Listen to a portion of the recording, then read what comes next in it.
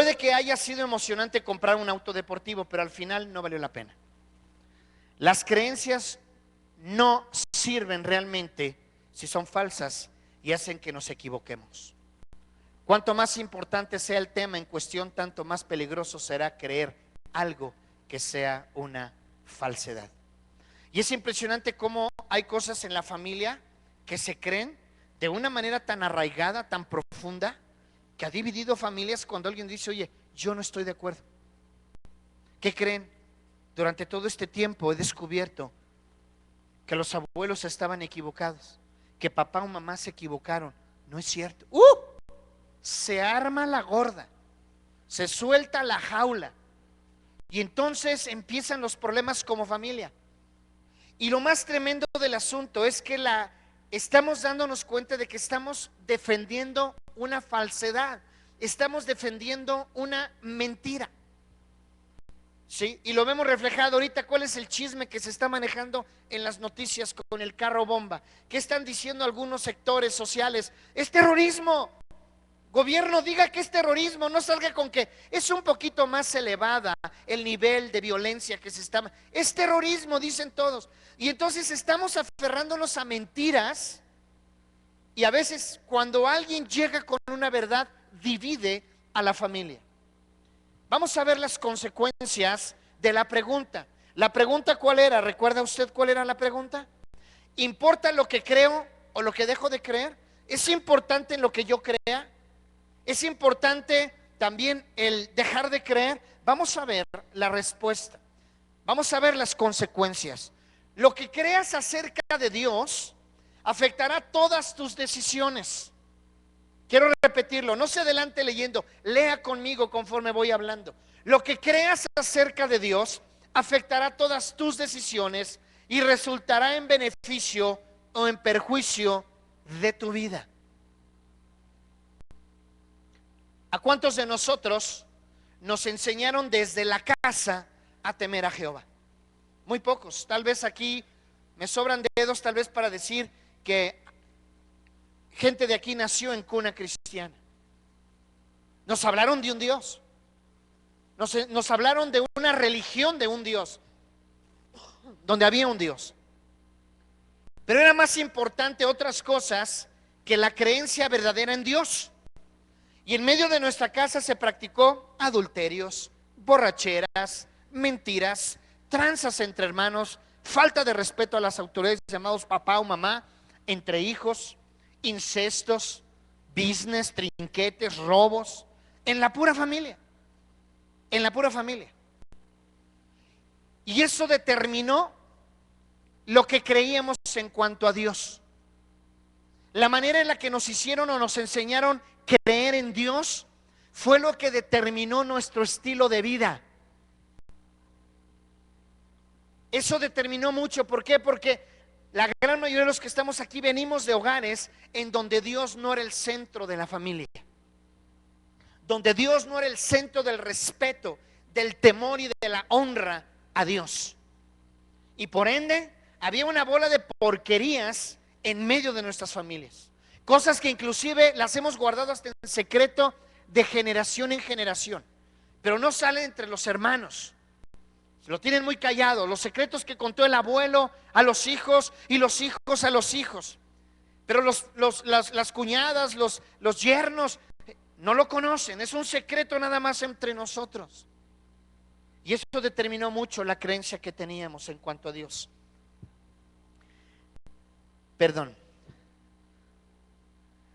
En ocasiones esto puede parecer confuso, pero recuerda que Dios no espera que conozcas todo sobre la vida. No es importante que conozcas todo.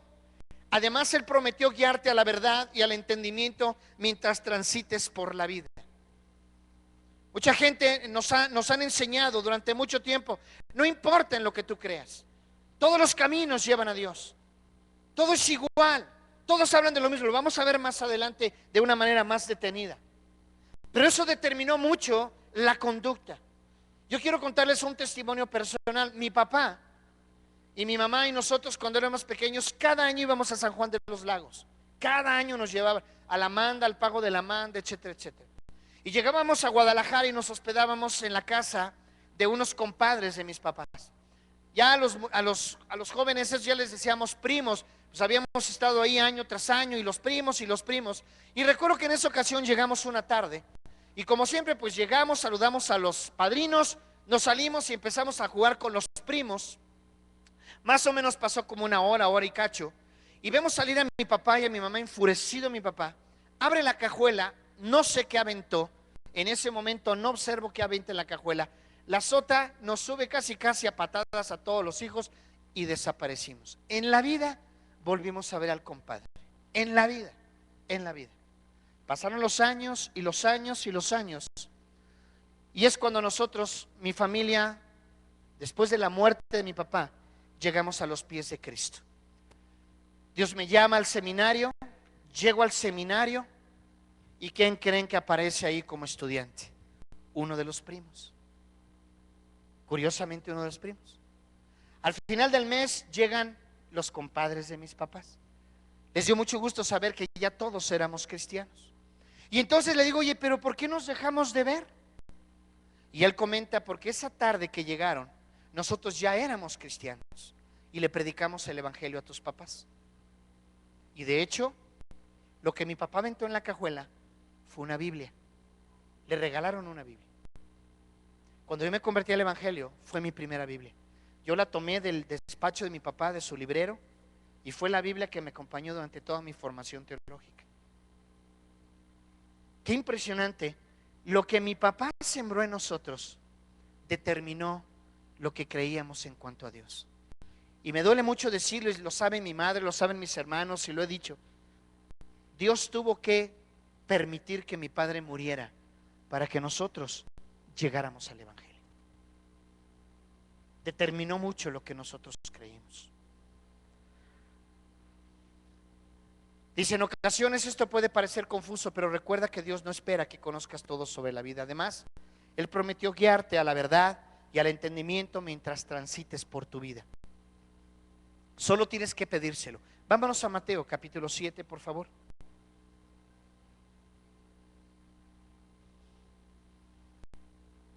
Mateo capítulo 7.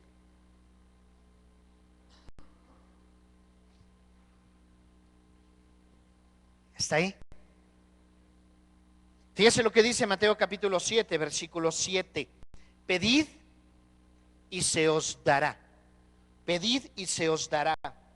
Buscad y hallaréis. Llamad y se os abrirá. Esto es una promesa de parte de Jesús hacia usted como hijo de Él. Pero esta invitación que nos hace Jesús, esta invitación que nos hace a tocar, a pedir y a buscar, porque es una invitación la que nos hace, dice aquí que esta invitación viene acompañada de una pregunta. ¿Cómo puedes pedir a Dios si no conoces al Dios al que buscas? ¿Sí me explico? ¿Cómo le puedes tú pedir a un Dios que nunca verdaderamente lo has conocido, sino solamente a través de una religión? ¿Cómo podemos nosotros pedir, tocarle o buscar a un Dios que no conocemos? La primera pregunta, ¿vale la pena? ¿Es importante?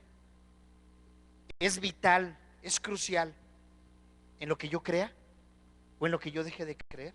La respuesta es sí. Sí, sí es importante en lo que usted crea. Es importante inclusive hasta en lo que usted deje de creer. Usted puede en un momento dado enojarse con Dios, cortarlas con Dios, alejarse de Dios, y esa decisión que usted ha tomado va a determinar mucho su futuro. Pudo haber usted crecido toda su vida sin el conocimiento de Dios, y eso también ha determinado su presente.